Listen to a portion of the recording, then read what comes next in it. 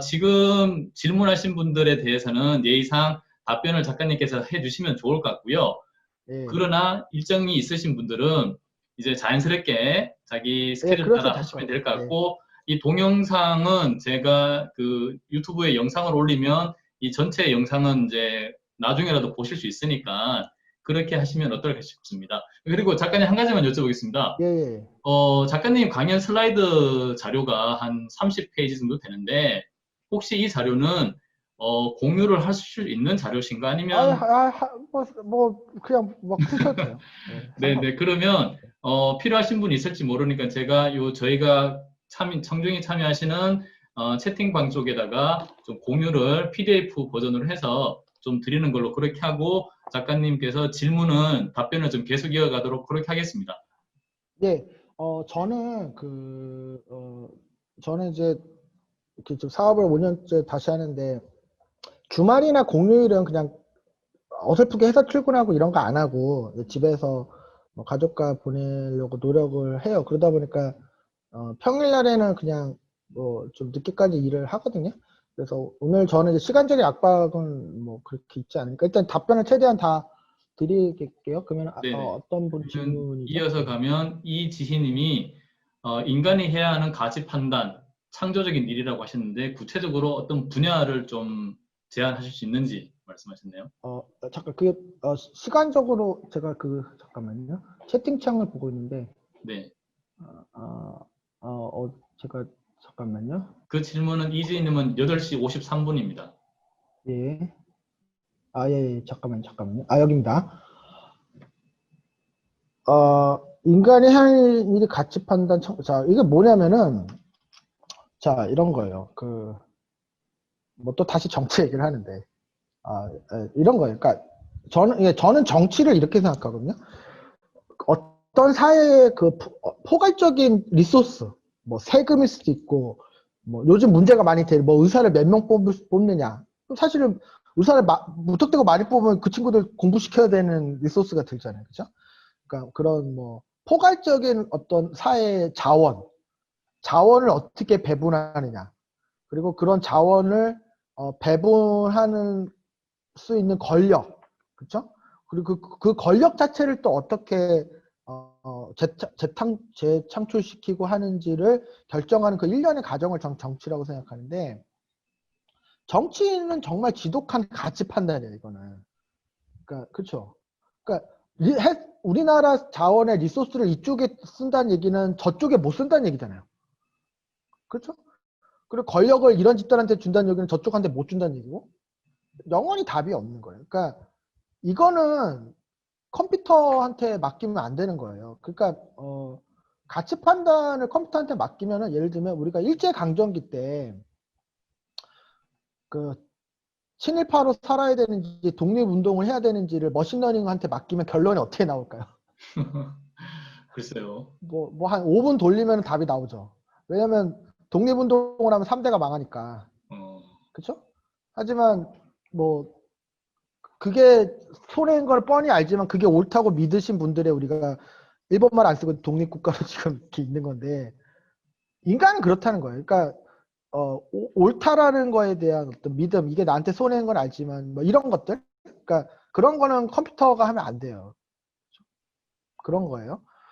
그리고 이제 창조성도 사실 마찬가지예요. 그러니까 제가 책에서도 얘기를 했지만 그 현존하는 노래들 중에 그런 노래를 다 수집한 다음에 표절이 아닌 수준에서 이런 노래를 잘 조합해서 새로운 노래를 만드는, 이런 식으로 작업하시는 작곡가들이 계십니다. 그렇죠? 근데 그런 식의 작곡은 AI가 훨씬 더 싸고 빠르게 할 수 있어요. 근데 실제로 보면, 이거는 제가 그쪽 분야 분들한테 들은 건데, 나이가 들수록 좋아하는 음역이 달라진다고 하더라고요. 그래서 카페 같은데, 젊은 친구들이 많은 카페 같은데 가보면은 도레미파 솔에 해당하는 노래가 계속 틀어져 있어요. 음, 왜냐면 그 친구들은 소울 음을 좋아하기 때문에. 근데 이제 제 나이 되면 소울 음 별로 안 좋아하는데, 그런 식의 작곡은 컴퓨터가 더 잘할 수 있어요, AI가. 그런데 제 책에도 적었지만 1980년대 후반이었네요. 퀸의 프레드 머큐리가 보헤미안 랩소디를 만든 그런 식의 작곡은 AI가 절대로 못한다는 거예요. 왜냐면 그 당시 노래를 아무리 짜짓고 해도 그런 노래는 안 나와요. 그거는 프레드 머큐리가 이것이 음악의 미래라고 그냥 자기 주장을 했기 때문에 가능한 거예요. 그래서 그 노래가 처음에 나올 때 사람들이 막 듣고 이게 뭐냐 그랬고, 그 영화에도 보면 음반 제작자가 이걸로 하지 말고 뭐 무슨 다른 노래를 타이틀로 하자고 이런 적도 있어요. 그리고 뭐 우리가 에펠탑이 처음에 올라갈 때 그 파리의 예술가들이 다 철거 시위를 했다는 거 아니에요. 우리 그 어떤 문화와 예술의 도시에 저런 철근 덩어리가 올라가는 건 말이 안 된다라고. 그런 게 창조인 거예요. 그런 게. 그리고 뭐 입체파 화가 같은 경우, 그 당시 뭐 인상주의 이런 것들 그림들을 수백만 점 모아가지고 딥러닝으로 돌려봐도 드랭 같은 화가는 안 나오죠. 그러니까 드랭은 그냥 이게 더 예쁘다 뭐 이렇게 믿은 거니까. 그러니까 사실 이게 좀 뜬금없는 얘기인데, 제가 그 대학 다닐 때 이거는 인간이 이해할 수 없다고 생각한 그 수업이 딱 두 개 있습니다. 하나가 양자역학이고, 여기 지금 그 우리 김인준 박사님은 양자역학 잘 이해하시는 것 같은데 여기 들어와 계시는. 하나가 미학이었어요. 미학. 양자역학하고 미학. 그래서 제가 항상 수업을 이제 대학생들 가르칠 때 대학 졸업하기 전에 양자역학하고 미학을 꼭 듣고 나라. 아마 학점은 D를 받을 건데 이제 그 약간 좀 그 익스트림 스포츠 하는 기분을 꼭 들으라고 얘기를 해요. 근데 이제 미학을 제가 수업을 들어보니까 이게 아름답다 뭐 이런 게 그 간단한 문제가 아니고, 그쵸? 아시죠? 그러니까 그쪽 분야에 있는 분들은. 그러니까 인간의 정말 사고력과 창의성의 끝판왕이거든요. 그게 제가 보기에는. 그런 거는 인공지능이 못해요. 그러니까 여기는 누군가가 뭐 저기 뭐 도화지다 그림 막 이상하게 막 그린 다음에 이게 더 아름다워라고 주장을 해버리는. 이게 무슨 소리냐?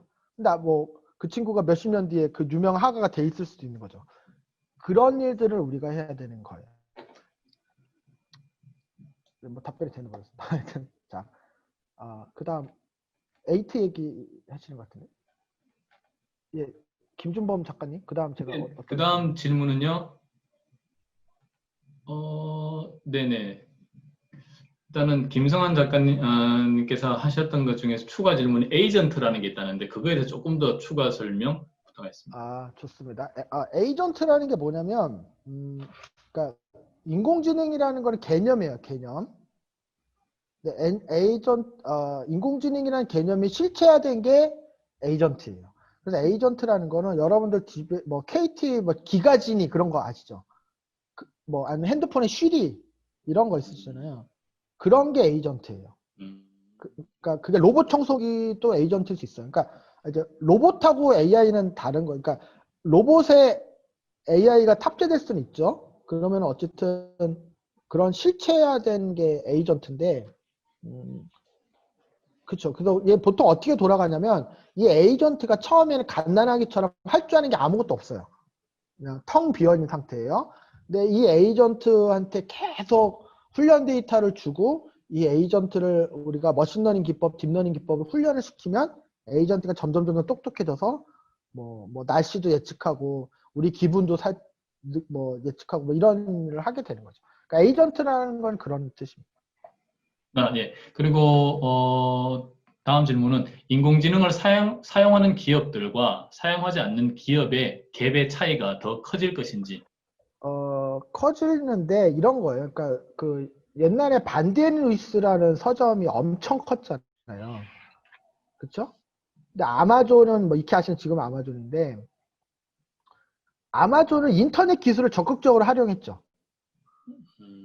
근데 반디앤 루이스라고 해서 인터넷 서점을 안 만든 게 아니에요. 근데 차이가 뭐냐면 아마존은 인터넷 기술을 염두에 두고 회사를 만들 때부터 그렇게 만든 거예요. 그러니까 온라인으로 책을 팔 생각으로 아예 그냥 회사를 근본적으로 다시 만든 거죠. 근데 반디앤 루이스는 오프라인 서점의 근간을 그대로 두고 그냥 약간 보너스처럼 인터넷 서점도 좀 이런 식의. 시간이 지나니까 이제 반디앤 루이스가 이제 경쟁에서 상대가 안 되는. 그러니까 제가 인터넷 얘기를 자꾸 계속 하는데, 지금 인공지능 기술이라는 게 사실 한 10년, 20년 뒤에 되돌아보면 인터넷 기술 같은 거예요. 그러니까 돌이켜 보시면 결국은 모든 기업들이 인터넷 기술을 썼죠. 인터넷 기술을 쓴 기업이 있고 안 쓴 기업이 있는 게 아니잖아요, 지금. 근데 차이가 어디서 나냐면은 인터넷 기술을 염두에 두고 회사를 근본적으로 바꿨던 회사들은 우리가 익히 아는 지금의 회사들로 살아남은 거고, 인터넷 기술 없던 시절부터 해오던 어떤 시스템과 프로세스를 그대로 유지하고 그냥 남들 다 인터넷 한다니까 우리도 그냥 홈페이지 하나 덜렁 열고 이렇게 하는 회사는 흔적도 없이 사라진 거죠. 그러면은 AI를 제대로 쓰는 회사와 아닌 회사의 차이가 뭐냐면, 예를 들자면 이런 거예요. 이건 좀 아주 극단적인 예고, 이렇게 할 수 있는 회사는 지금 없지만, 예를 들어서 우리 회사의 다음 CEO를 인공지능이 결정할 수 있는 회사가 있다고 치면, 지금 딱 들어보실 때 좀 납득이 안 되죠. 그 중요한 의사결정 어떻게 인공지능한테 맡기나? 그죠?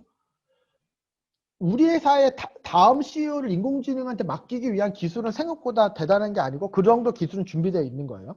그런데 그렇게 했을 때 대부분 회사들은 저항이 있겠죠. 아니 어떻게 그렇게 중요한 결정을 인공지능한테 맡길 수 있느냐. 그렇죠?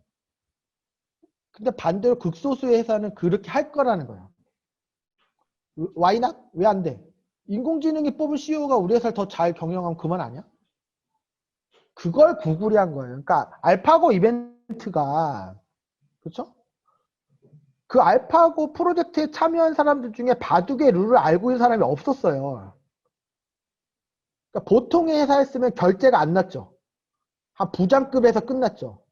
너네 개발팀 바둑 잘 둬? 바둑이 뭔지 아직 모르는데요. 뭐 이런 거 아니에요. 근데 구글은 뭐 위대한 회사이기 때문에 그럼 한번 해봐. 뭐 우리가 한 200억 정도 투자할게. 이렇게 되는 거죠. 그 차이인 거예요. 그 차이. 그러니까 다시 돌아오면 인공지능을 쓰는 회사, 안 쓰는 회사 이렇게 나뉘는 게 아니고, 우리가 결국은 인터넷을 쓰는 회사, 안 쓰는 회사 이렇게 나뉘는 게 아니잖아요. 결국 인터넷을 다 썼잖아요. 하지만 인터넷 기술을 염두에 두고 회사를 근본적으로 바꾼 회사와 인터넷 그냥 그대로 두고 인터넷 기술 쓰는 신용만 회사가 있었던 것처럼 인공지능도 마찬가지다. 좀 그렇게 말씀드립니다. 예. 네. 다음 이지용님께서 물으셨는데요. 혹시 이지용님께서 직접 스피커를 켜시고 말씀하실 수 있을까요? 이게 질문을 제가 내용을 조금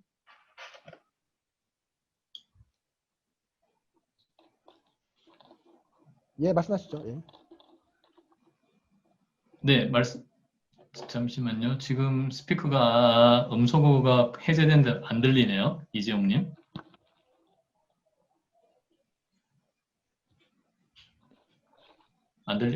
다시 한번.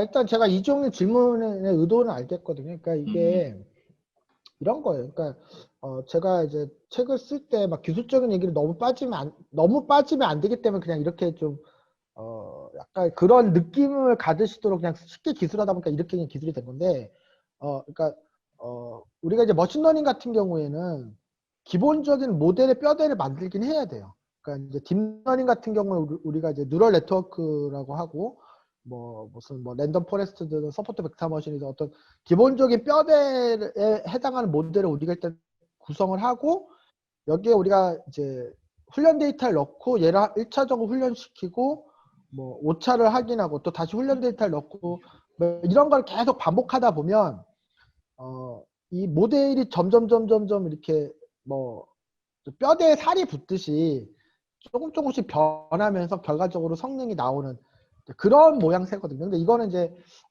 사실 제 책 수준에 설명하기는 좀 어렵고, 실제로 머신러닝을 해 보시면은 그런 흐름일 겁니다. 그래서 제가 이제 그 정도만 말씀을 드리고, 이제 제가 이시용 대표님은 따로 뵐 기회가 많을 테니까 네. 예, 두 분이 제가 아시는 사이신 것 같습니다. 예. 그러면은 그 좀 지나서 원영선님이 가치 판단이라고 질문하셨어요. 그 밑에 JB킴님도 가치 판단 부분이 있어서 가치 판단이 필요한 상황이 인공지능의 한계라는 부분에 대하여 자율주행 자동차와 이른바 트롤리 딜레마의 경우에 인공지능의 판단은 배제되어야 한다는 말씀이신지요? 라고 질문 주셨네요. 그러니까 이 자율주행 자동차가 지금 상황이 어떠냐면, 음, 이제 물론 이제 그 자율주행 기술을 하는 업체들마다 주장이 좀 다르긴 하는데, 어, 이미 인간의 교통사고율보다 낫다라고 주장들을 해요. 근데 혹자는 아니다. 아직은 인간의 교통사고율보다 좀 높다라고 주장하기도 합니다. 근데 제가 자세히 데이터를 살펴보면, 현재 인간의 사고율보다 높게 집계되는 경우에도 거의 대부분은 자율주행 자동차와 그냥 인간 운전자 간의 교통사고예요. 대부분이. 그래서 만약에 우리가 어느 날 하나, 둘, 셋 하고 동시에 모든 자율주행 자동차를 바꾼다면 거의 확실하게 인간 운전자들만 있을 때보다는 사고율은 확 떨어지는 건 맞아요. 지금. 현재 상황으로도. 근데 이제 문제가 뭐냐면 지금 이제 말씀하신 것처럼 이런 문제예요. 그러니까 지금 아주 큰 딜레마가 있는데 예를 들자면 이런 거예요. 우리가 운전을 해요. 근데 참고로 저는 운전을 안 합니다. 운전은 우리가 하는데 갑자기 뭐 고양이가 딱 튀어나와요. 그러면 우리는 뭐 본능적으로 급브레이크를 밟기도 하고 확 틀기도 하죠. 그래서 뭐 고양이를 피하다가 엉뚱한 옆에 있는 차한테 피해를 주기도 하고 그렇죠? 뭐 고양이를 피하다 전신주를 들이받기도 하고 막 그러잖아요. 근데 그거는 어쩔 수 없는 일이죠. 그 짧은 순간에 막 우리가 계산하고 하는 행동이 아니잖아요. 그러니까 나도 모르게 하는 행동이고 나도 모르게 뭐 고양이를 치기도 하고 옆에 있는 죄 없는 사람을 접촉사고를 내기도 하고 뭐 이런 거예요. 그래서 아무도 그거에 대해서 뭐 너가 잘했네 못했네 하지는 않아요. 그냥 운명이에요. 그런데 자율주행 자동차한테는 그 0.01초가 한 20억 번 계산할 시간이기 때문에 계산된 행동이라는 거예요. 그게. 그러니까 고양이가 뛰쳐나와서 핸들을 틀어서 옆에 있는 차에 피해를 줬다면 그거는 계산된 결과라는 거예요. 그러니까 얘기가 달라져요. 그러면 제가 하나의 예를 들자면 이렇게 이제 편도 2차선 있고 중앙선이 있겠죠. 우리 차가 이렇게 쭉 가요. 근데 맞은편에서 뭐 이유를 모르겠는데 중앙선을 넘어와요, 차가. 뭐 음주운전을 하는지 졸음운전을 하는지. 그쵸? 근데 내 차는 자율주행 자동차예요. 근데 만약에 내 차가 이제 중앙선을 넘어왔으니까 그냥 계속 가면 정면 충돌 사고가 나니까 그 브레이크를 밟을 수 있죠. 내 자율주행 자동차가. 그러면 무슨 일이 생기냐면 중앙선을 넘어온 그 차하고의 그 충돌은 피하지만 나를 뒤따라오던 뒷차한테 피해를 주는 거예요. 내 뒤에 쫓아오던 차는 잘못이 없죠. 내가 그 브레이크를 갑자기 밟아버리는 바람에 나하고 사고가 나죠. 근데 그러면 그건 좀 그렇다 싶으면은 핸들을 확 꺾을 수가 있죠. 그 옆 차선에서 따라오던 차가 또 피해를 입죠. 그러면 또 이렇게 생각할 수 있어요. 내 뒷차나 내 옆차는 잘못이 없으니까 내 차가 뭐 튼튼한 차라고 가정하고 그냥 저 차를 박아버린다. 이렇게 할 수도 있죠. 그럼 저 사람은 잘못한 차니까 근데 사망사고가 날 확률이 높아져. 어떻게 해야 되나요? 그러니까 사망사고를 줄여야 된다고 생각하시면 뭐 좀 죄 없는 사람들 안타깝지만 뒷차나 옆차한테 피해를 주는 식으로 갈 수도 있는 거고 아니다. 잘못 없는 사람한테 피해가 가면 안 되지라고 믿는 분들은 급정거하거나 옆으로 갑자기 틀면 안 되고 그냥 직진해서 앞에 차를 받고 그 사람이 뭐 사망을 하든 말든 이렇게 해야 된다고 생각할 수 있어요. 그런데 여기 계시는 분들만 해도 어떤 게 맞는지에 대해서 오늘 밤새 토론을 해도 장단컨대 만장일치는 안 나와요. 만장일치는 안 나와요. 그러면 자율주행 자동차를 만드는 입장에서는 뭐라고 얘기하냐면 당신들이 정해주는 대로 만들어 줄 수 있어. 잘못이 없는 사람한테 피해를 안 주는 방향으로 자율주행 자동차를 만들 수도 있고 사망 확률을 낮추는 방향으로도 만들 수도 있는데 제가 한 달의 시간을 줄 테니까 정해주세요 라고 하면 우리가 한 달 뒤에 결론을 내서 줄 수 있을까요? 아니죠. 그럼 이게 더 고약한 문제는 도요타 자동차는 사망률을 낮추는 방향으로 자율주행 자동차를 만들고 현대 자동차는 잘못이 없는 사람한테 피해를 안 주는 방향으로 자율주행차를 만들고 메이커마다 다 다르게 만들면 난리가 나는 거야 지금 이게. 그러니까 그리고 이게 그걸로 끝나잖아요. 보험 문제, 뭐 어떤 의료 문제, 뭐 그쵸? 기술은 그러니까 거듭 얘기하지만 이렇게 만들어주는 것도 어렵지 않아요?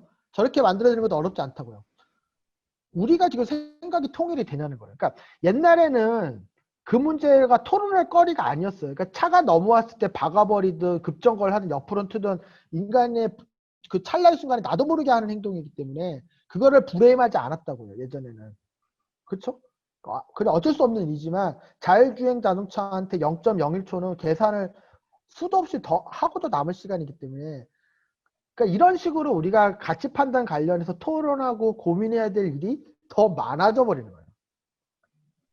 예전에는 고민을 안 해도 됐는데. 그러니까 우리가 법률을 제정하거나 보험 체계를 만들 때 뭐 고민을 더 많이 해야 되는 거죠. 이제 그게 더 문제입니다. 제가. 그런 문제 때문에 자율주행 자동차가 이제 상당히 좀 아직은 우리가 이제 자율주행 자동차도 뭐 1단계 주행, 2단계, 3단계, 4단계, 5단계, 6단계 이렇게 나가잖아요. 근데 그리고 이거 하나 더 말씀드릴게요. 좀 주제가 벗어나는데 테슬라 주식은 이거 주식 얘기하면 안 되는데 지금 그 뭐가 있냐면 앨런 머스크는 그 라이다 있잖아, 라이다라고 하는 센서를 이용해서 전방에 있는 물체를 인식하는 그런 식으로 이제 자율주행 자동차가 개발이 되다가 라이다가 이제 가격을 다운시키는데 한계가 있다 보니까 그 테슬라는 앨런 머스크가 좀 어떻게 했냐면 우리는 라이다를 가지고 하지 않고 딥러닝으로 하겠다. 그러니까 전방 카메라를 가지고 전방에 나타나는 물체가 이제 피해야 되는지 피하지 않아도 되는지를 딥러닝으로 이제 판단하는 걸로 하겠다고 그렇게 만들면 우리가 가격 경쟁력이 있을 수 있다라고 해서 그 길을 가고 있는데 딥러닝을 하고 있는 입장에서 절대로 안 됩니다. 그거니까 딥러닝은 100%가 절대로 안 되거든요. 그러니까 뭐냐면 정확하게 판단해야 되는 거는 머신러닝 쓰면 안 돼요. 그냥 센서를 써야 돼, 센서를. 그러니까 머신러닝 특히 딥러닝은 그러니까 내가 약간 틀릴 확률을 감수하고라도 좀 빨리 저렴하게 판단할 때는 이게 맞지만 한 번도 틀리지 않고 다 정확하게 센싱하거나 이래야 될 때는 딥러닝을 쓰면 안 됩니다. 그래서 테슬라 자동차가 완전한 의미의 자율주행 자동차까지는 못 가요. 제가 보기에는.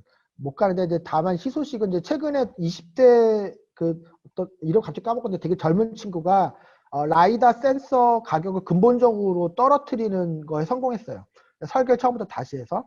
그래서 그 센서 위주로 자율주행 자동차가 아마 이제 다시 다른 길을 갈 거고. 그래서 어쨌든 테슬라는 아니고 그 센서를 쓴 회사가 완전한 의미의 자율주행 자동차를 기술적으로 실현하긴 할 텐데 그때는 기술의 문제가 아니라 제가 방금 말씀드린 뭐 보험 문제라든지 법률 문제라든지 이런 거가 이제 바틀렉이 되죠. 예.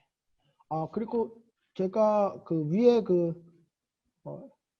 해미온님께서 이 답변 제가 건너뛴 것 같은데 이거 말씀드려도 되나? 예전 개발을 공부할 때 의외로 철학 개념에서 도움을 받았던 기억이 있습니다. 자, 그냥 이건 질문하고 다니 의견을 주셨는데 이런 건 있어요. 컴퓨터 공학은 다른 공학하고 다르게 개념의 집합체예요.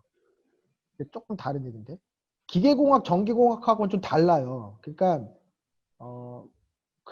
공학은 맞는데 그러니까 되게 개념적인 학문이에요. 그래서 보면 제가 이제 그 직장 생활할 때 뭐 홍콩이나 호주나 이런 데서 좀 몇 달씩 있으면서 이제 그 외국 프로그래머들 겪다 보면 어떤 일이 있냐면은 인도 프로그래머하고 한국 프로그래머랑 그 미국 프로그래머 셋의 차이가 있어요. 한국 프로그래머는 시작하자마자 컴퓨터를 켜고 코딩을 막 해요. 그냥. 막 뭐 엄청나게 빨리 진도가 나가요. 한 2달이면 얼추 만드는데 그 다음부터 좋아지지가 않아요. 인도 프로그래머는 한국 프로그래머보다는 그래도 문서 작업을 좀 막 해요. 이렇게 뭘 그리고 막 또 그런 다음에 열심히 이렇게 해요. 그래서 인도 프로그래머랑 일을 하면 우리는 지금 코딩하는 일에 바쁜데 막 자꾸 말을 걸어. 석 달을 그래, 석 달을. 그러니까 컴퓨터를 열지도 않고 그냥 뭐 계속 말하고 뭐 적고 뭐 한국 프로그래머는 성질이 급하니까 막 회의도 안 하고 막 자기 스타일대로 막 뭐 만들고 있고 막 그렇단 말이에요. 근데 미국 프로그래머는 끝날 때까지 코딩을 안 해요. 말만 해, 말만. 꽤 말만 하고 글만 쓰는데, 그러니까 무슨 얘기냐면 실제 날 코딩 실력은 우리가 더 뛰어나고 인도 프로그램 뛰어난데 미국 프로그래머들은 개념을 만들어내고 잡고 이런 걸 잘한다는 거예요. 그러니까 컴퓨터 공학이라는 거는 그 되게 철학이 필요해요. 그러니까 철학? 그러니까 어떤 개념을 제시하고 개념을 재해석하고 뭐 이런 거기 때문에. 근데 미국 컴퓨터 사이언스 하는 애들 그런 거 진짜 강하더라고요. 근데 한국 그 컴퓨터 사이언스 하는 사람들은 그런 게 딸리니까 코딩 실력은 있지만 개념을 만들어내고 확장하고 이런 거 전혀 못해요. 그래서 예, 뭐 좀 다른 얘기지만 오히려 코딩 공부를 깊이 있게 하려면 철학 공부가 전 더 필요하다는 네, 뭐 생각을 스티브 하는데. 잡스 이야기 하시는 것 같습니다. 대표적으로. 예, 예. 예, 음, 그다음 예, 말씀하세요. 다음 질문이 시드래곤님께서 빅데이터를 활용할 수 있는 뭐 참고할 만한 사이트가 있는지 여쭤보셨네요. 그러니까 뭐 아까 제가 책은 모두 거짓말을 한다 저 책을 권했던 것 같고 그다음에 음, 어, 빅데이터는 뭐 사실 뭐 정부가 이제 데이터 go.kr이라고 공공 데이터 포털이라고 있잖아요. 그래서 그러니까 이거는 이제 이 앞에 정부부터 우리나라 공공기관이 많잖아요. 뭐 한국도로공사도 있고 뭐 한국전력도 있고 그런 그 공공 데이터가 방대한 데이터를 가지고 있으니까 이거를 좀 한 곳에 잘 모아서 대중한테 공개해서 그러니까 결국 그게 다 빅데이터니까 그걸 좀 대중이 쉽게 이용할 수 있도록 좀 많이 좀 협조를 하자라는 거예요. 그래서 공공 데이터 포털에 가면 좀 양질의 데이터가 주기적으로 많이 올라와 있어서 연습용으로 뭔가 하시기에는 그 포털이 되게 좋아요. 그럼 거기에 보면 그냥 데이터 자체가 있는 경우도 있고 API가 공개돼서 우리가 데이터를 끌어오기 용이하게끔 뭐 설명되어 있는 부분도 해서 연습장으로는 공공 데이터 포털을 권합니다. 예, 사이트를 굳이 얘기를 하자면. 네네. 예. 그리고 윤왕님께서 인문학 책 한 권 부탁드립니다. 추천을 그렇게 말씀하셨네요. 음, 그냥 저는 그래요. 그러니까 뭐 저 개인적으로 뭐 갑자기 생각 안 나요. 그 책 이름이 어 개인적 이거 잠깐만요. 제가 찾고 있는데 저는 그 오해 겐잡으로 책을 좀 좋아해서 뭐 개인적 체험 뭐 이런 책들 이런 거 좋아하는데 그러니까 오해 겐잡으로 책의 특징이 뭐냐면 전체 스토리는 정말 하찮은 스토리예요. 하찮은 스토리. 그러니까 음, 뭐 예를 들어서 내가 어디 소풍에 갔다 왔다. 뭐 그러니까 그게 다예요. 근데 그 뻔한 짧은 어떤 그 일상 속에서 그 주로 1인칭인데 그 주인공이 느꼈던 뭐 그런 아주 그런 생각들을 되게 디테일하게 좀 기술하는 편이어서 오해 겐잡으로 책을 읽으면 좀 뭔가 좀 인간에 대한 이해가 깊어지는 부분이 있어요.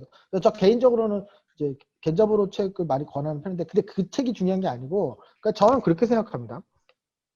우리가 톨스토이의 책을 읽어도 감명을 받잖아요. 근데 톨스토이가 예를 들자면 뭐 300년 전 러시아 농부를 소재로 책을 썼단 말이에요. 근데 우리는 지금 21세기 데이터 테크놀로지 시대에 스마트폰을 이용해서 살고 있는데 컴퓨터도 없고 전화도 잘 안 되던 300년 전에 우리나라도 아니고 아닌 러시아 농부의 얘기를 읽고 우리가 감명할 수 있다라는 거는 그만큼 인간의 삶이 보편적이라는 뜻이에요. 300년 전의 인간의 삶이나 지금의 인간의 삶이나 컴퓨터가 없을 때 있을 때 인간의 삶이랑 비슷하다는 거예요. 그러니까 사춘기 때 반항 한번 해봤다가 내가 부모보다 더 잘 살 수 있을 거라는 헛된 생각을 갖다가 부모가 돼 보니까 생각처럼 잘 안 되고 뭐 그런 거 다 겪잖아요, 지금 우리가. 그러니까 그런 보편적인 가정을 300년 전 사람이든 러시아 사람, 한국 사람들 겪는. 그러니까 저는 그러니까 인문학이라는 건 결국 우리가 다 비슷한 삶을 살고 보편적인 어떤 느낌과 감성이 있다라는 그거라고 생각하는데, 그러니까 어떤 책을 읽냐도 중요하지만 이제 그런 관점에서 주위에 있는 사람들의 얘기를 듣는다면 저는 한 명의 사람은 만 권의 책이라고 믿고 있거든요. 그러니까 내 옆에 있는 사람의 얘기를 좀 그런 생각과 열린 관점으로 한 30분 들을 수 있다면 그게 책을 수십 권 읽은 거랑 똑같은 거죠, 어떻게 보면. 그러니까 우리 인간은 다 보편적이다, 다 비슷한 삶을 살고 있다. 쟤랑 나랑 직업도 다르고 재산의 수준도 다르지만 결국 비슷한 걸 하고 있다라는 그런 생각? 그러면 인간에 대한 이해가 열릴 수 있는 기초가 되는 거죠. 그 상태에서 책을 읽으시든 상대방 얘기를 듣든 하다 보면 뭐 그게 중요한 게 아닐까. 저는 뭐 굳이 책을 딱 찍어서 얘기하면 겐잡으로 얘기를 했지만 좀 그런 마음가짐에 대해서도 말씀드렸습니다. 네. 해미호님께서 이건 질문이신지 의견이신지 인공지능이 사람처럼 되기 위해서는 욕망 혹은 결핍에 대한 명확한 이해와 정의가 필요할 것 같은 생각입니다. 라고 하셨거든요. 동의하십니까? 그렇죠. 그러니까 뭐 어떤 시인이 배가 고파야 시가 써지나 뭐 이런 게 있듯이. 그러니까 저도 기업가인데 저희도 마찬가지예요. 그러니까 저희가 이제 기업을 경영하다 보면 어떤 경우가 있냐면 앞으로 뭐 한 6개월치 직원들 급여가 통장에 있는 경우가 있어요. 저희 회사 법인 통장에. 예를 들어. 그러면은 저도 모르게 늘어져요. 근데 어떤 경우에는 뭐 다음 달 급여까지밖에 없거나 뭐 이번 달 급여가 빠듯하거나 막 이렇게 되면 발등에 불이 떨어지면 막 생각이 나요. 뭐 이렇게 뭐 방법이 떠오르고. 그러니까 인간이 그런 것 같아요. 그러니까 평상시엔 공부 안 되다가 시험 기간 되면 공부 엄청 되잖아요. 초능력이 발동하잖아요. 그래서 내가 1년 내내 이런 상태면 뭐 노벨상도 타겠다 이런 생각하죠. 근데 1년 내내 그런 상태는 없고 우리가 세계 2차 대전 때 과학기술이 엄청나게 발전했죠. 왜냐하면 전 세계가 시험 기간이었으니까. 뭐 이런 식의. 그러니까 우리가 인간이나 집단이 뭐가 안 되고 뭐 문제가 있고 이게 좀 그런 초능력을 발휘할 수 있는 엄청난 모멘텀이 아닌가 하는 생각은 합니다. 예. 네. 그리고 이제 정태남님께서 매일 반복하고 있는 일 중에 가치 판단이 필요하지 않고 하찮은 일이지만 컴퓨터가 아닌 본인이 직접 하는 경우가 있다고 하십니다. 이 부분을 컴퓨터에게 시키고 싶지만 구체적으로 어떻게 시킬 수 있을지에 대해서 좀 모르신다고 그런 질문을 주셨네요. 그러면 이렇게 생각하시면 돼요. 그러니까 제가 이제 예를 좀 드리자면 제가 군대 생활할 때 이제 소대장을 할 때 근무를 짜야 되잖아요. 우리 김준범 작가님도 군대에서 근무 많이 짜보셨겠지만 그냥 기계적으로 근무를 짜는 건 엑셀로도 된다는 거예요. 그냥 이렇게 병사들 이름 쭉 넣고 그러니까 이건 인공지능까지 아니에요. 그냥 뭐 약간 뭐 매크로 같은 거 그 정도 이용해서 쭉 돌리면은 오늘 근무 내일 근무 몇 번 초소는 누가 가고 그런 거 있잖아요. 그러니까 이런 게 기계적으로 쭉 나와요. 근데 이제 그 상태에서 얘랑 얘를 붙여놓으면 얘가 얘를 괴롭힐 것 같고 뭐 그런 조합이 있단 말이에요. 그렇죠? 뭐 아니면 얘는 이제 내일 휴가를 나가야 되니까 여기 근무를 시키고 빨리 빼서 이제 나갈 준비를 하는 게 좋다든지 이제 그런 것들은 이제 제가 하는 거죠. 그러니까 무슨 얘기냐면 이렇게 막 인공지능을 쓴다 이거 너무 부담되니까 뭐 엑셀도 좋고요. 아니면 그냥 어디 이렇게 적어서 그러니까 기계적인 룰 같은 걸 만들어 보시는 거죠. 그러니까 내가 뭐 어떤 결정을 하고 순서를 정하고 할 때 그게 사실은 컴퓨터한테 맡기는 거예요. 그런 일이. 그러니까 하지만 해보시면은 내가 막 고민해서 바꾸거나 고민해서 추가해야 되는 포인트가 있어요. 그거는 이제 더 시간을 많이 쓰셔야 돼요. 그러니까 막 인공지능이란 대단한 게 아니더라도 뭐 엑셀, 매크로 같은 뭐 아니면은 어떤 정해진 룰대로 그냥 쭉 적으면 결정 나는 그렇게 해도 되는 범주가 있고 내가 막 적극적으로 고민해서 좀 더 낫게 해야 되는 거가 있는데 그걸 자꾸 나누려고 하는 습관 자체가 중요한 것 같아요. 그러니까 기계적으로 막 돌려서 정할 수 있는 일과 내가 막 창의적으로 또 가치 판단을 해가면서 결정할 일을 좀 구별해 보는 습관을 먼저 들여보시면 더 좋지 않을까라는 생각이 듭니다. 네. 시드래곤님께서 요즘 학교에서는 온라인 강의를 많이 듣고 또 앞으로도 이런 방향으로 계속 될 건지 그리고 아직 어린 아이가 인공지능에 관련된 교육을 어떻게 시작하는 게 좋을지에 대한 의견을 주셨네요. 그게 시간이 언제죠? 제가 놓치고 있습니다. 시간은 지금 9시 20분에 있습니다. 네, 좋습니다.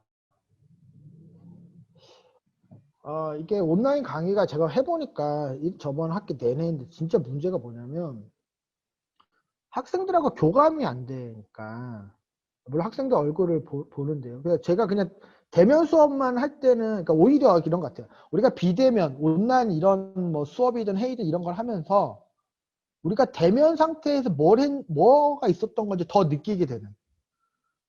그러니까 우리가 사실은 제가 여러분들한테 뭔가 알려드리고 하는 것에 이런 지금 제가 내뱉고 있는 단어의 어떤 논리적인 것도 중요하지만 이런 느낌, 그쵸? 이런 태도도 되게 중요한 거거든요.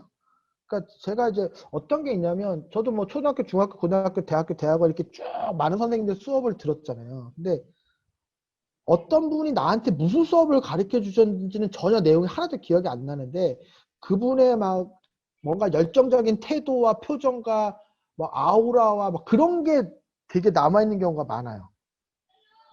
그래서 뭐 내가 뭔가 좀 더 열심히 해야겠다고 한다든지 근데 이제 온라인이 되니까 그런 것들이 지금 전혀 되지가 않아서 어, 특히 뭐 초등학교 저학년들 같은 경우에는 그런 거를 좀 많이 접해야 되는 시기를 지금 계속 놓치고 있고 대학교 1학년 친구들도 그렇고 지금 그런 게 지금 되게 안타까운데 그래서 저는 이제 그 온라인 수업 같은 경우에는 좀 최대한 우선적으로 좀 예전으로 빨리 돌아가야 되는 게 아닐까 좀 그런 생각을 갖습니다. 그러니까 한계가 되게 뚜렷이 있어요 지금 이게 그러니까 좀 편하고 그런 건 있는데 제가 아까 말씀드린 것들이 지금 다 생략이 되니까 그렇죠? 그러니까 그런 게 좀 있고요. 그래서 저는 일단은 좀 그 온라인 수업은 예전으로 좀 빨리 돌아갔으면 좋겠다는 개인적인 소망이 네, 있고 알겠습니다. 어린아이에게 인공지능 관련해서는 아까 제가 처음 질문에 좀 그 답변을 좀 길게 드렸는데 특히 학생이 어리고 하면 막 인공지능을 가르친다 그렇게 생각하지 마시고요. 그러니까 책 많이 읽고 뭐 이런 거 있죠. 그러니까 아직은 막 인공지능 수업을 이런 거 하시면 안 돼요. 그러니까 제가 생각하기에는 최소한 고등학교까지. 근데 이게 이제 좀 다른 얘기인데 저는 그 국어, 영어, 수학을 잘하는 방법을 딱 세 가지로 생각하거든요. 국어는 책을 많이 읽으면 국어를 잘해요. 그게 다예요. 제가 보기에는.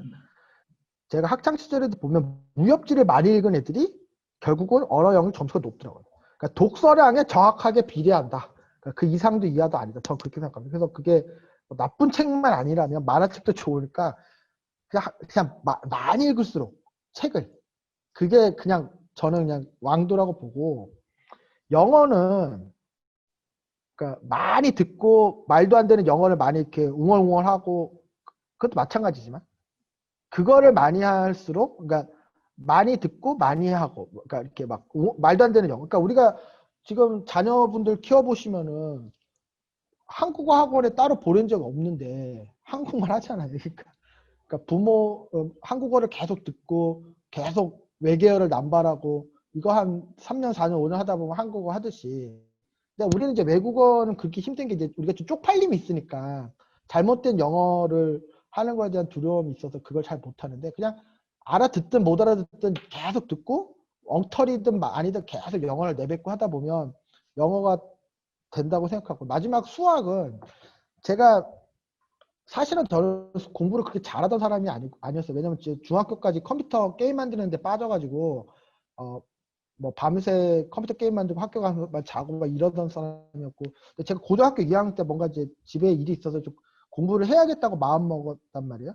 그래서 제가 그때 뭘 했냐면은 저보다 공부를 잘하는 친구들이 어떻게 공부하는지를 유심히 보고 분석을 했어요.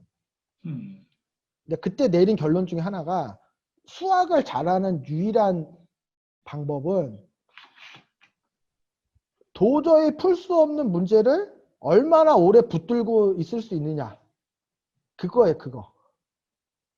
그러니까, 결국은 풀 수 없는 문제가 있어요. 그러니까 어떤 친구는 1분 붙들다가 못 본다면 보는 애가 있고, 어떤 친구는 1시간 붙드는 경우가 있고, 어떤 친구는 그 문제를 일주일 동안 머릿속에 붙들고 있는 친구가 있으면 그걸로 수학 실력 차이가 나더라고요. 제가 이렇게 쭉 보니까 뭐 IQ 이런 거 아니고 본인 능력으로 풀 수 없는 문제를 얼마나 오래 붙들고 늘어질 수 있느냐가 결국 수학 실력의 차이. 그러니까 무슨 뭐 학원을 보러 이런 게 아니고, 그러니까 다 국어 같은 경우는 책을 많이 읽으면 끝이다. 그게 다예요. 그리고 영어는 많이 듣고 많이 궁시렁거리고 많이 적고 또 많이 듣고 이거고, 수학은 내 능력을 뛰어넘는 문제를 얼마나 오래 붙들고 있을 수 있느냐. 그러니까 그런 걸 계속 하도록 유도하고, 근데 내가 풀지 못하는 수학 문제를 오래 붙들고 있다 보면 내가 바본 것 같고 막 정신적 스트레스 크고 좀 힘들긴 한데, 그 과정에서 실력이 드는 거죠. 음. 저는 그 세 가지로 생각해요. 네. 그 앞부분은 초등학생, 중학생 정도로 치면 그러면 마지막 질문에가 이제 고등학생인 경우에 자신의 진로를 결정할 때 인공지능이나 뭐 4차 산업 이런 시대를 살아가기 위해서 어떤 부분으로 준비를 해야 되는지 고등학생의 관점을 한번 말씀해 줄 수 있으실까요? 근데 이건 좀 다른 얘기인데, 사실 우리나라가 좀 보면 저는 그렇게 생각하거든요. 서른이 넘은 시점에서 자신의 진로를 찾았으면 성공이라고 봐요. 서른. 근데 10대 후반, 뭐 이제 20대 초중반인데 진로가 결정이 나고 그건 말이 되나 그게. 그러니까 되게 전제가 좀 동의할 수 없는. 그러니까 그냥 20대 뭐 30살이 될 때까지는 그냥 헤매는 게 정상이고, 이게 아닌가 보다 싶고 뭐 좀 그래야 되는데, 그러니까 다들 막 우리나라 사람은 너무 열심히 살다 보니까 뭐 남들보다 빨리 내 진로가 세팅이 돼야 되고 뭐 좀 그런 거 있잖아요. 그러다 보니까 정작 좋은 기회를 많이 놓치는 게 아닌가. 그래서 그냥 뭐 고3 학생이 물론 드물게 나는 의사가 되고 싶어서 계속 의사 가고 이런 길을 있기도 하겠지만, 그거는 아주 소수고, 그래도 지금 점점 사회가 다원화되고 우리가 인생을 행복하게 살 수 있는 길이 뭐 한 가지가 아니고 되게 복잡해지고 있기 때문에, 그냥 좀 마음 편하게 30살이 넘을 때까지는 좀 많은 시행착오를 해보고 경험을 해보고 좀 그런 게 좋지 않나. 그래서 뭐 고3인 학생, 뭐 대학을 갓 들어온 학생한테 가장 좋은 어떤 커리어 패스는 이거야라고 딱 얘기해주고 하는 게 전 되게 위험하다 생각해요. 알겠습니다. 예, 작가님, 지금 제가 혹시나 몰라서 오늘 강연 예정 시간을 주말 10시 반까지는 예약을 해놓은 상태거든요. 예. 설마 3시간 이상 넘어갈까 싶었는데 거의 지금 예. 풀로 이제 그 2시간을 전에 끝내는 거 목표로 답변 빨리. 네, 오늘 지금 대부분의 질문은 다 답변을 드리려고 다 읽어드렸는데 지금 이 자리에 계신 분 중에 혹시 음소거를 푸시고 뭐 예, 바로 좋습니다. 작가님한테 여쭤보고 싶은 게 있으시면 10시 10분에 마치겠습니다. 지금 한 10분 정도 있으니까 한 13분 정도 있으니까 뭐 음소거 푸시고 뭐 작가님의 지인분도 계실 수 있고 뭐 또 분야를 하시는 분이 있을 수 있으시면 더 뭐 궁금하신 질문을 하시는 걸로 그렇게 하고 마무리를 하면 어떨까 싶습니다. 예, 음소거 푸시고 그렇습니다. 질문하시면 예. 되겠습니다. 예. 제가 먼저 해도 되나요? 네네네. 예. 제가 그 마지막 질문이랑 아까 복잡한 일이라서 컴퓨터한테 시키고 싶은 일을 제가 못하고 있는 거에 대해서 질문했던 사람인데요. 사실상 아까 그 매크로에 대해서 잠깐 말씀하셨는데, 매크로로 적용할 수 있는 부분과 거기에 내 생각이 추가되어야 되는 부분이 복합적으로 있는 부분이라 매크로에만 온전히 이게 의지할 수도 없는 일이다 보니까 인공지능을 여기다가 도입을 할 수 있지 않을까 그런 의문이 생긴 거예요. 근데 사실상 이제 아까 링크해서 뭐 뭐지? RPA. 예. RPA이고 잠깐 리포트를 보긴 했는데 잠깐 봐가지고 뭔 소리인지 잘 모르겠어가지고. 근데 그러니까 단순히 이제 매크로만 적용할 수 있는 범위를 벗어난 부분에 대해서는 구체적으로 이렇게 뭐 교육 프로그램이 있다던가 해서 내가 그걸 접목할 수 있는 길을 내가 스스로 찾아갈 수 있다거나 그런 부분은 좀 없을지 그거 하나 하고요. 아까 이제 물론 이제 대학생이 돼서 30이 돼서도 인생에 대한 진로는 언제든지 바뀔 수 있고 저 역시 40이 넘었지만 지금도 고민을 하고 있고 그렇지만 당장 이제 내년에 올 연말에 지금 수능 대비하고 있는 아이들이 있다 보니 이 아이들이 꿈이 뭐 지금까지도 수천 번이 계속 바뀌어 왔겠죠. 앞으로도 계속 바뀔 거긴 하지만 가장 중요한 결정을 앞두고 있는 시점에 엄마로서 저는 지금까지 아이한테 거의 불량 엄마였어요. 일하느라 바빠서 애한테 전혀 신경을 못 쓰고 있다가 이 아이가 이렇게 고민하는 부분에 대해서 내가 어떤 조언을 해줄 수 있을까를 고민을 했을 때 이제 언제든지 바뀔 수 있으니까 너무 걱정하지 마 하고 내버려 두기에는 너무나 좀 막막한 부분이 좀 있더라고요. 그래서 그런 부분에서 먼저 이 길을 간 선배 입장에선 어떤 준비가 필요한지 뭐 앞으로의 세상에서는 아까 뭐 인문학이나 사회 철학 이런 것도 중요하지만 사실 그런 것들은 그냥 쉽게 우리가 접할 수 있고 그러니까 뭔가를 전공을 한다고 대학에서 공부를 뭐 열심히 해야 된다거나 이런 차원으로 얘기할 수 있는 부분이 아니잖아요. 그래서 그런 부분에서 조금 뭔가 먼저 가신 분의 이야기가 좀 궁금해서 질문을 드려봤거든요. 우선 앞에 얘기 좀 마저 부연 설명 더 드리면은, 우리가 이제 매크로라고 하는 건 아마 익히 아실 거예요. 그러니까 어떤 반복적인 일을 이렇게 컴퓨터가 하는 거죠. 근데 그 매크로라는 게 좀 발전된 게 RPA라는 거예요. 그래서 로봇 프로세스 오토메이션이라고 하는 그런 어떤 솔루션들이 있어요. 근데 이제 만약에 이제 이런 거죠. 내가 회사 업무를 하는데 매달 월급 날 때마다 전 직원들의 급여 계산을 매달 하는 거예요. 매달. 근데 그 업무가 되게 똑같은 일이 반복되잖아요. 그런 경우에는 RPA 업체한테, 그것도 물론 돈을 좀 지불해야 돼요. 근데 그렇게 해서 RPA 솔루션을 도입을 하면 그렇게 계속 반복되는 업무를 좀 뭐 자동화할 수 있는 그런 솔루션들은 하나의 또 분야로 있어요. 그걸 말씀을 드린 거고, 일단은 그런 것 같아요. 그러니까 뭐 자녀 교육, 뭐 저도 뭐 애를 키우고 있지만 저도 뭐 정답을 아는 건 아니고, 근데 이제 더 그냥 개인적인 얘기를 드리고 좀 참고가 되실까 싶은 거는 이런 거예요. 그러니까 우리나라는 보면 그러니까 공부를 어떻게 하고 어디에 진학하고 이런 게 무슨 직업을 갖느냐하고 되게 연동돼서 얘기가 돼요. 뭐 공무원이 된다 안 된다, 뭐 의사가 된다 안 된다, 뭐 변리사가 된다 안 된다, 이런 식의. 근데 한 20년, 30년 전에 우리나라 사회가 지금처럼 복잡하지 않았기 때문에 직업이 뭐냐와 그 친구가 그 직업을 통해서 이룰 수 있는 것의 크기, 그 직업을 통해서 가질 수 있는 어떤 삶의 만족도가 실제로 상당 부분 결정이 된 게 맞아요. 예전에는. 근데 지금은 그렇지가 않아요. 그러니까 뭐 의사라고 해서 다 똑같이 사는 게 아니에요. 경쟁이 또 치열하잖아요. 그러니까 뭐 아시다시피 뭐 상당히 성공한 의사도 있고 그렇지 않은 의사도 있고, 뭐 그러니까 되게 뭐 직업이 뭐냐가 다 결정하지 않는 거죠. 그래서 이제 저는 뭐 제가 또 사회생활 하면서 저 자신이 또 시행 때도 많이 겪어봤는데 이렇게 생각해요. 그러니까 우리가 무슨 직업을 갖느냐, 영어로 치면 what을 되게 중요하게 생각하는데, 저도 뭐 회사를 여러 번 뭐 본의 아니게 많이도 옮겨봤어요. 파랑새를 찾아서. 그러니까 뭐 다니던 회사 적응 못하고 뭐 솔직하게 얘기해서 적응한 적도 있고, 뭐 근데 그렇게 몇 번 하고 보니까 what이 중요한 게 아니고 how가 중요하더라는 거예요. 그러니까 나한테 주어진 일을 내가 어떻게 하느냐.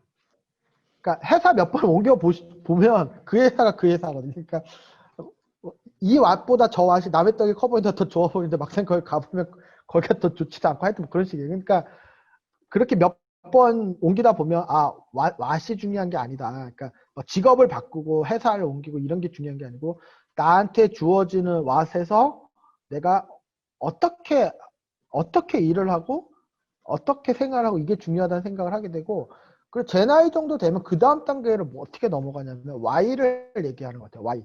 내가 이 일을 왜 하느냐. 그죠?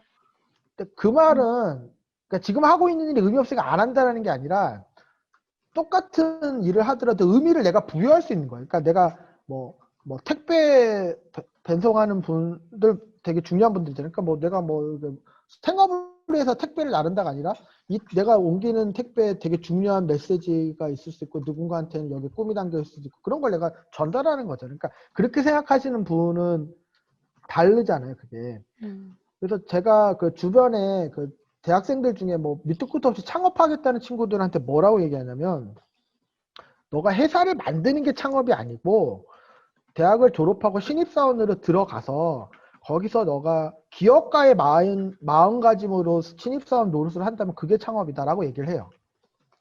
그러니까 네가 법인을 만들고 CEO고 이런 눈에 보이는 왓이 중요한 게 아니고 너가 구급 공무원이어도 그런 벤처 창업가의 마인드로 구급 공무원으로서 서비스를 한다면 그 순간이 창업이고 너가 기업가의 Y를 가지고 너 포지션에서 그 일을 한다면 그게 CEO라는 거죠. 그러니까 다시 이제 그 교육으로 돌아오면 우리나라 교육은 학생한테 최고의 왓을 구해다 주는 거에 맞춰져 있어요. 공무원이 되거나 의사가 되거나.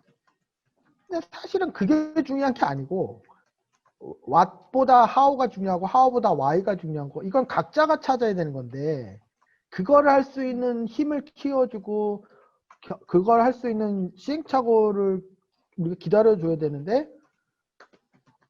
그렇지가 않은 거죠. 그래서 저는 이게 또 다른 관점의 얘기인데 우리 대한민국 사람들이 한 20대, 30대, 그러니까 40대 이후는 뭐 질병으로 돌아가시는 분 많지만 30대까지는 질병으로 돌아가시는 분 없잖아요. 그러면 그분 30대 이하인 사람들의 사망의 원인이 어떠냐면은 6.25 전쟁 이후에 매년 5,000명씩 교통사고로 돌아가시거든요. 최근에 좀 드라마틱하게 많이 죽었어요. 그래서 최근에 매년 4,000명씩 돌아가시는데 6.25 이후에 교통사고로 꾸준히 5,000명 정도 돌아가십니다.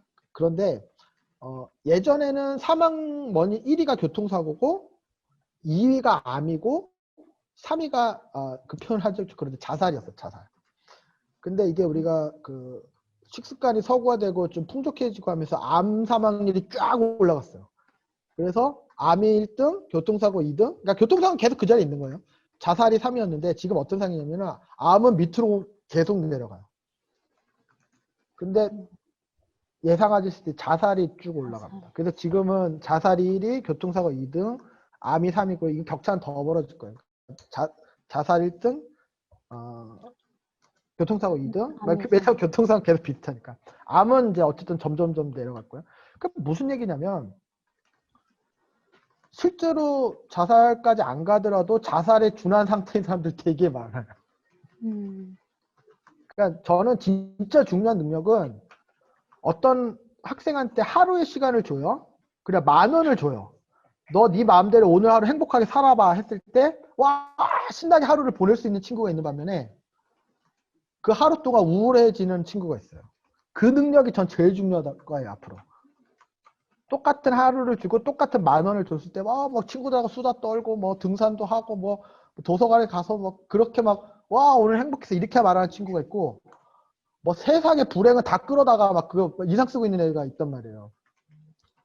그 능력이 앞으로는 더 중요하다. 이제 굶어 죽을 사람 별로 없고 병으로 돌아가신 분도 많지 않을 거고 교통사고조차도 계속 사망률이 내려가고 있기 때문에 그러니까 다시 돌아오면 우리 현대 교육이 학생들한테 제일 좋은 왓을 물어다 주는 거에 지금 포커스가 맞춰져 있는데 그건 아니라는 거죠. 왓보다 how가 중요하고 how보다 why가 중요한데 그걸 본인이 찾아야 된다는 그 관점에서 얘기하는 거. 두 번째는 앞으로 점점 사회가 그렇기 때문에 똑같은 하루와 똑같은 10,000원을 뭐 1,000원을 줬을 때 뭐 그래서 뭐 모르겠어요. 그러니까 뭐 신앙 이런 것도 그런데 도움이 많이 되고 뭐 자기의 취미 뭐 예술 뭐 이런데 관심도 도움이 하여튼 좀 그런 거죠. 그래서 그러니까 다시 돌아오면 하루와 10,000원을 줬을 때 행복할 줄 아는 능력이 전혀 안 되는 친구한테 의사라고 하는 왓을 던져주는 게 그게 맞느냐. 그 친구가 과연 제대로 살 것이냐 아니거든요. 좀 엉뚱한 답변을 드렸지만 그렇게 말씀드립니다. 공감 가는 부분입니다. 네. 좋은 말씀이신 것 같아요. 그러니까, 네, 감사합니다. 네. 그러면 지금 오늘 시작부터 지금까지 모니터에서 화면을 켜시고 계신 양승호님께 혹시 우리 작가님이랑 무슨 관계시고 혹시 오늘 강연을 저는 이제 되게 2시간 동안 이렇게 열강을 하셨는데 뭐 궁금하신 거나 어떤 소감이나 한 말씀 부탁드려도 될까요? 스피커, 네. 네, 저는 그 교수님이시거든요, 저한테는. 아, 그 네네네. 저번 학기에 이제 빅데이터 관련 수업을 들었었는데, 이제 처음에는 이제 다른 교수님께서 그냥 추천을 해서 들었었어요. 그래서 듣기 싫은 수업이었는데 사실 들었다가 이제 교수님 수업 들으면서, 빅데이터라는 세계가 어떻고, 또 앞으로 미래는 분명히 빅데이터에 있구나라는 거를 깨닫게 되었거든요. 근데 사실 저는 개발자가 되고 싶진 않아요. 사실 예전부터도 하고 싶었던 일이 있었고, 근데 사실 개발자 쪽은 하면서도 정말 그 수업 당시에 너무 힘들었거든요. 밤도 몇 번 새고, 진짜 오랜만에 코피도 흘려보고 너무 힘들어서.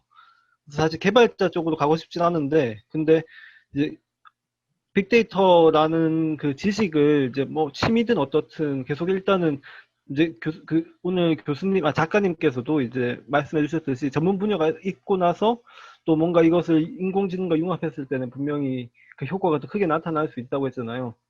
저는 그래서 일단은 놓고 싶진 않아요. 이제 조금씩 이제 계속해서 관련된 지식 뭐 수업에서 배운 지식도 있고 앞으로도 계속 이제 살아가면서 얻게 된 지식 그런 것도 얻으면서 저는 조금 더 인공지능과 제 분야를 이제 스포츠 쪽이거든요. 저는 이제 스포츠 쪽 분야를 어떻게 이제 마케팅 쪽에서 좀 더 융합해 볼 수 있을까? 이거는 이제 제 커리어에서 남겨진 숙제인 것 같습니다. 그래서 오늘도 이제 계속해서 이제 수업 때 말씀해 주셨던 내용도 있었거든요. 그것도 리마인딩 하면서 다시 한 번 더 인공지능은 진짜 미래구나라는 것을 잘 깨닫고 이제 사실 앞으로 더 열심히 해야죠. 저는 이제 제 분야에서 그리고 또 인공지능 공부도 열심히 해야겠고. 근데 항상 교수님 말씀을 워낙 잘하시니까 뭔가 좀 동기부여도 많이 된 것 같습니다. 오늘 요즘 다시 과제가 너무 많아가지고 힘들었는데 강의 들으면서 약간 동기부여가 돼가지고 다시 좀 끝나고 다시 과제하러 가는데 열심히 할 수 있을 것 같습니다. 예, 감사합니다. 제가 지난 학기 우리 양성호 학생 제가 학점을 제일 높게 준 학생이고, 네. 예, 열심히 하는 것 그때도 같습니다. 참 시간 동안. 허를 찌르는 질문을 많이 해주셔가지고 제가 하여튼 또 이렇게 대학생활 지금 한해 바쁠 때 관심 가져서 고맙고요. 네네. 예, 감사합니다. 그리고 김준범 작가님 여기에 네. 저의 사랑하는 아내가 들어와 계시는데 그러세요? 여기 고다경. 여기 우리 고다겸 독자님께서 뭐 궁금하시거나 뭐 예, 뭐 네, 말씀을 들어보면 반갑습니다. 예. 한 말씀 좀 부탁드리겠습니다. 거기 여기 밑에 음소거 누르시면, 풀고 하면 될 거예요. 예. 네, 말씀 안녕하세요. 네, 안녕하세요. 제 신랑이 책을 쓰고 나서, 쓸 때도, 나 책 쓸 거야. 그래서, 그래? 그래. 네. 그리고 근데 다 쓰고 가져왔어요. 이제 교정 보기 전에. 가져왔어. 좀 읽어볼래? 저기 놔둬. 하고 안 읽어봤어요. 책이 나왔어요. 자기가 책 나왔어. 그래, 거기 놔둬. 그걸 안 읽었어요. 그게 되게 미안하더라고요. 그래서 오늘 또 콘서트 한다길래, 이렇게 왔는데, 제가 책은 물론 안 읽었지만, 늘 하는 얘기, 신랑이 저한테 얘기 참 많이 하는 편인데, 늘 하는 얘기가 있는 거예요. 거의 대부분 이제 제가 늘 듣던 얘기고, 늘 공감을 많이 하고, 그런 얘기들인데, 확실히, 철학이 있다. 이 사람은. 인문학을 많이 읽는 사람이라서 확실히 철학이 있고, 철학이 있으니까 모든 얘기도 이렇게 탄탄하게 진행이 되는구나. 이게 철학이 있어야 모든 게 탄탄하고, 이게 사람한테 감동을 줄 수 있잖아요. 그러니까 말의 기교가 아니라 철학이 있어야 상대방한테 이제 전달이 되고 감동을 줄 수 있고 이러는데, 신랑 얘기를 항상 들어보면 이 사람은 정말 철학 있고 감동 주는구나. 머리는 물론 기본적으로 똑똑하지만 뭐 그런 생각 오늘 정말 많이 했어요. 감사합니다. 멋집니다. 너무 우리 고맙습니다. 고다겸 독자님 사전에 약속된 대로 제 홍보를 잘해주셔서 감사합니다. 하여튼 너무 보이세요. 그리고 그런 거 없는데. 웃자고 한 얘기 웃자고 한 얘기 감사합니다. 그리고 여기 되게 바쁘실 텐데 김인중 박사님께서 김인중 박사님은 어디 아, 계실까요? 지금, 잠깐 화면을 멈춘 것처럼 되는데. 지금 잠깐 자리 비우셨나 보네. 예, 계속 그러세요. 아까부터 계셨는데. 음, 예, 좋습니다. 한복현님은 지금 음소거를 푸셨는데 혹시 무슨 하시고 싶은 말씀이 있으실까요? 아니에요. 제가 아직 제가 정상적인 사람이 아니라서 그래서 제가 예, 잘못 만든 거. 예, 좋습니다. 예. 네. 혹시 그리고 이제 마무리해야 되는데 혹시 뭐 작가님에게 한 말씀 더 어떤 소감이라든가 하시고 싶으신 계시면 말씀해 주셔도 되겠습니다. 그리고 지금 원영신님께서 아까 말씀하신 신한은행 컨퍼런스가 뭔지 예. 신청하고 싶다고 그러시네요. 그거는, 잠시만요. 제가 파일을 열어서 안내를 드릴게요. 잠시만요. 제가 잽싸게, 녹화는, 이거. 자, 제가 화면 공유를, 잠깐, 그냥, 아이고. 네, 천천히 하셔도 되는데 일단은 네. 예, 제가 화면 공유 잠깐, 그냥 말씀을 해주셔서, 네네, 화면 공유하시면 될 것 같습니다. 네. 지금 보이시나요?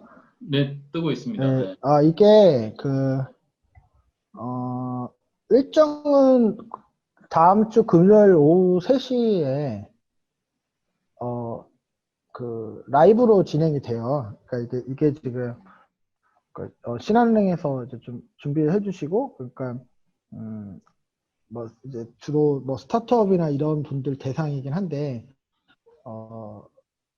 이제 포스트 코로나 시대 이후에 이제 우리가 이런 스타트업 업계에서 특히 인공지능 관련해서 어떤 변화가 있을지. 그래서 제가 다음 주 금요일, 그러니까 9월 18일 오후 3시 25분에서 요 정도 룸에 이제 발표가 되는데, 이게 온라인으로 진행이 되다 보니까 실제 녹화는 내일 합니다. 내일 제가 스튜디오에 가서. 그래서 내일 그 발표 내용도 녹화를 하고, 내일 그 질의응답도 미리 녹화를 해놓은 거를 다음 주 금요일 날 오후에 이제 그 스트리밍으로 방송이 되는 그런 상황이고, 제가 맡은 주제가, 이거네. 네, 요겁니다. 그러니까 데이터와 AI가 어떻게 포스트 팬데믹의 미래를 만들어 나갈까. 아까 그 어떤 분 질문과 이거랑 상당히 유사한 질문이 있었죠. 비슷한 좀 답변을 드렸고요. 그런 식으로, 그러니까 그렇고, 그런 행사가 있고, 매년 사실 9월에 그 코엑스에서 AI 엑스포라는 행사를 해요. 그래서 그 AI 엑스포 안에 그래서 또 제가 작은 섹션으로 이제 북 콘서트를 할 수 있는 기회가 있었는데, 이제 아쉽게도 코로나 때문에 그게 10월 29일 목요일 오후로 연기가 됐는데, 그때 코엑스에서 그 행사를 하니까, 그거는 이제 검색을 AI 엑스포로 검색하시면 나올 겁니다. 그래서 코엑스 오실 수 있으시면 이제 아무래도 그거는 제가 직접 뵙고 북콘서트를 할 수 있으니까 좀 더 도움이 되겠죠. 그리고 이제 뭐 그때 이 책 가져오실 수 있는 분은 가져오시면 제가 성의 거 사인을 해드리겠습니다. 네, 저도 사인 받으러 가겠습니다. 감사합니다. 예. 서울 가는 일정 맞출 수 있을 것 같으니까 그렇게 하도록 하고요. 지금 더 추가적인 질문이나 말씀 나누실 게 혹시 있으시면 해주셔도 되고, 아니면 오늘은 2시간, 거의 2시간 20분에 가까이 저희가 이렇게 제가 1시간 이상을 한 적이 없었는데 작가님께서 거의 2시간을 하신 걸로 우리 당국들이 이만큼 발전해가고 있는 것 같고, 지금까지 계신 분들도 거의 뭐 20분 이상 마지막까지 들어주셨고요. 감사하고요. 어려운 주제를 아주 쉽게 풀어주셔서 도움이 많이 된 것 같고, 요 강연 녹화본은 또 볼 수 있으니까 시간 나실 때 편하게 들으시면 될 것 같습니다. 작가님, 마지막 한 말씀 하시면 끝내도록 하겠습니다. 제가 더 많이 배워요. 이런 시간을 통해서. 그러니까 제가 알고 있는 거를 일방적으로 전달하는 게 아니고요. 그러니까 여러분들의 반응이나 여러분들의 질문이나 의견을 보고 제가 생각을 되게 많이 바꿉니다. 많이 바꿉니다. 이런 자리를 통해서. 근데 저한테 되게 좀 그 중요한 계기, 그러니까 제가 이런 식의 뭐 책을 쓰든 인공지능 관련해서 강의를 하든 이런 걸 하게 된 중요한 계기가 있었는데 그게 뭐냐면 한 3년 전에 제 첫째 딸이 초등학교에서 아빠복 별밤 아빠복 텐트 뭐 이런 행사를 했어요. 그게 뭐냐면은 이제 수업 끝나고 저녁에 학교 대운동장에 이렇게 텐트를 여러 개 깔아줘요. 그러니까 인디안 텐트 같은 거예요. 그러면은 아빠들이 이제 책을 한 권씩 들고 와서 거기서 이제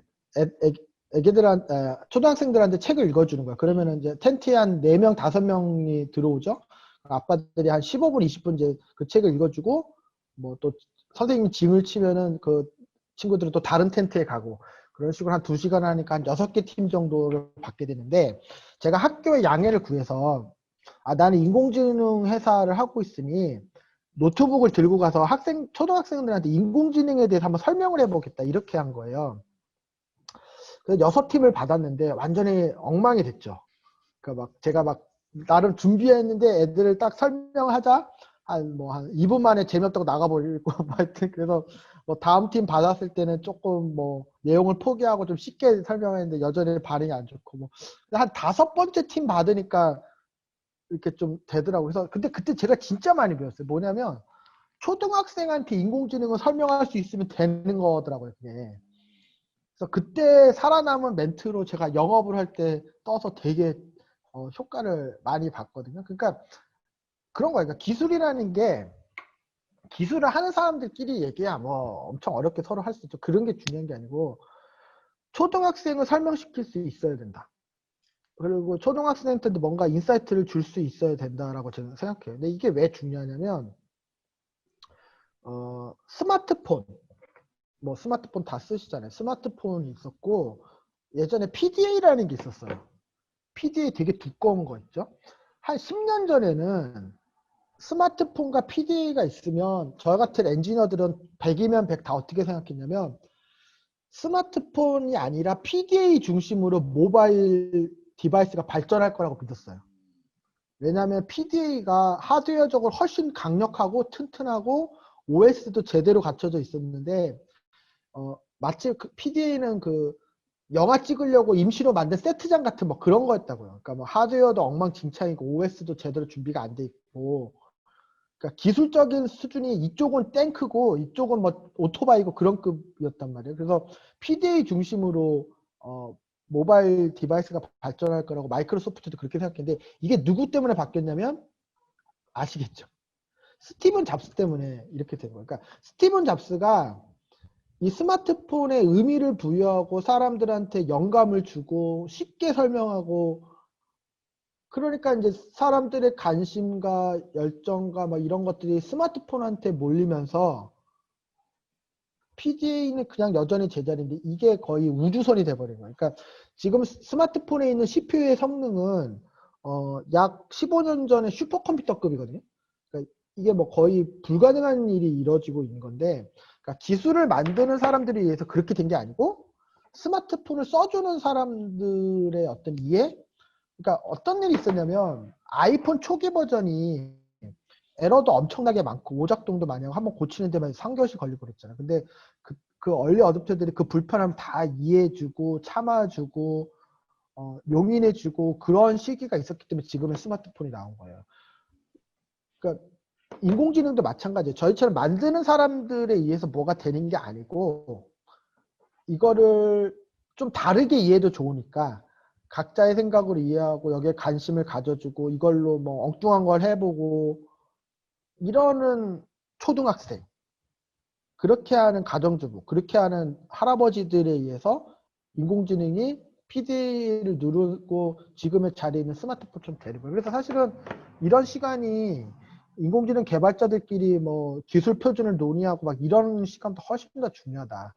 근데 이제 제가 서점 아까도 여기 회사 근처에 서점 들렸다 왔는데 시중에 나와 있는 책들은 제가 제 책에서도 얘기를 했지만 전문 개발자들 위한 책이 있거나 아니면 인공지능을 다뤄보지 않은 분들의 거대 담론 책들이 대부분이어서 인공지능을, 그러니까 제 책뿐만 아니라 앞으로 제 바람은 저처럼 인공지능을 진짜로 하고 있는 사람이 보통 사람을 위해서 쓰는 책들이 좀 더 많이 나왔으면 좋겠고, 일단 그게 첫 번째 바람이고, 두 번째는 이제 오늘 관심 갖고 시간을 많이 써주신 여기 계신 분들처럼 좀 인공지능을 좀 더 접하려고 노력하시고 각자의 관점을 가지려고 노력하시고, 그러니까 저는 제가 책을 쓸 때 인공지능은 이거야라고 하는 교과서적인 정의가 있고 그거를 여러분들이 교과서 공부하듯이 다 달달달 외워가지고 똑같은 생각을 갖고 그걸 바랬던 게 아니에요. 그러니까 인공지능에 대해서 뭐 이지용 대표님은 저런 생각을, 뭐 아까 정태남님은 또 저런 생각을, 뭐 서로 다른 생각을 갖고 다른 관점을 갖고 그런 게 좋다는 거죠. 그래서 뭐 내가 생각한 인공지능 이해해야 되는데 왜 이게 안 되냐 이렇게 얘기하셔도 좋고, 그게 진짜 중요한 거예요. 그러니까 우리가 스마트폰이 지금의 자리에 올 수 있었던 것은 소비자들의, 스마트폰을 써주는 사람들의 그런 뭐 다양한 관점, 시행착오, 바람, 불만의 결과거든요. 그러니까 제가 제 책에도 적었지만 앞으로 인공지능 시대는 저희처럼 인공지능을 만드는 사람들에 의해서 시작되는 게 아니고 인공지능을 이해하고 활용하는 보통의 사람들에 의해서 시작될 것이다라는 게 제가 그냥 듣기 좋으라고 말씀드린 게 아니라 진짜입니다. 그래서 좀 그렇게 됐으면 합니다. 예. 예, 정말 마무리 멘트까지 너무 잘 해주셔서 감사하고요. 3분 후에 자동 종료이기 때문에 여기서 그런가요? 우리가 인사를 나누고 9월 23일에 두 번째 9월달 강연도 있으니까 그때 또 함께 여기서 뵐 수 있으면 참 좋을 것 같습니다. 오늘 수고해주신 김영락 작가님께 큰 박수를 끝으로 자리를 마치도록 하겠습니다. 감사합니다.